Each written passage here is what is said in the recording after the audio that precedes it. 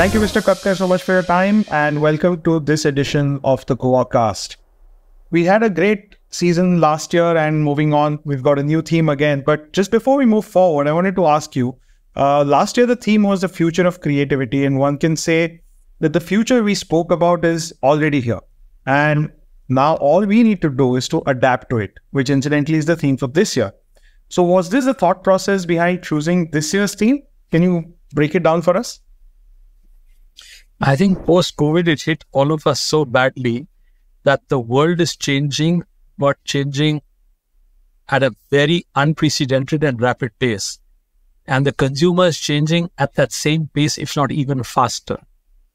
The question for us in our industry is, do you want to be behind the change curve or do you want to be ahead of the change curve? And I think as an industry, it's a rhetorical question. There is no option. You have to be ahead of the consumer curve. And therefore, to be able to adapt and adopt to this changing world, ever-changing world, I think this is a theme that is so relevant today and more so today than yesterday. And I'm sure it is a theme which will hold us in good stead as an industry for hereafter.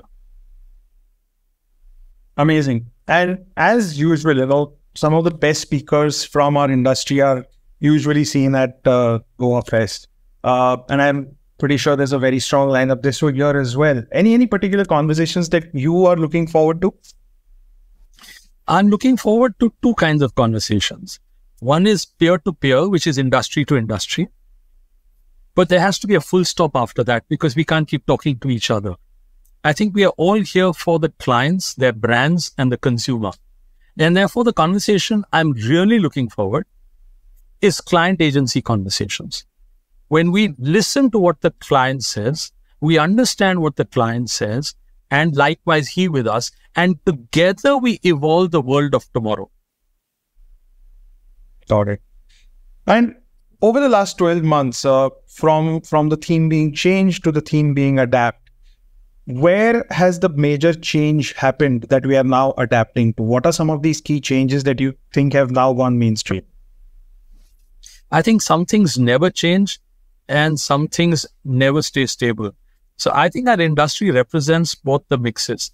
If you look at technology, we've been talking it for so many years. The words used for technology have changed. So for example, if you talk about artificial intelligence today, maybe yesterday you did not talk about it. Yesterday you spoke about metaverse. Today there's no mention of metaverse. So I think within that 1 year, there are so many changes that none of those changes have happened and stayed with us. A lot of those changes have changed and changed and changed within this 1 year. For example, the prediction of the future of metaverse has possibly become the epitaph of metaverse. So I think there's no one change that was predicted, seen to its logical end, and today is in front of us. Maybe the same is happening with a lot of the Bitcoin space as well. You know, a lot of the replacement of traditional currency that was supposed to happen is either not happening or taking longer, or it's reinventing itself. So true. There are some things which consumers adapt to instantly, and there are some things they do not adapt to instantly. And you know, those are the ones which are not going to take off, or at least not take off in its current avatar, but definitely not take off in a hurry. Absolutely. And any specific industries or sectors where you think this has affected the most? Personally, I think we like to divide our industry by category, and then we try to say B2B, B2C, B2G. These are all words created by our industry. I think at the end of the rainbow, there is a consumer and there's a pot of gold. That pot of gold is that relationship. And if you can build a relationship with your consumer, whatever name you call him, that pot of gold is real. It is not the crypto you're speaking about. So it's all about real pot of gold, which is there at the end of every conversation, every engagement, any brand in any category has with its respective consumer. Awesome. And if you had to give one main reason why anyone should attend this year's GoaFest, what would that be? एक से भले दो से भले 2000. I think what you and I think we can grapple or are confident of being able to face. When you go to such a forum, the GoaFest humbles you and makes you realize two things. One is that I'm not the only one who is in this unique situation. I'm not the only one who faces this problem.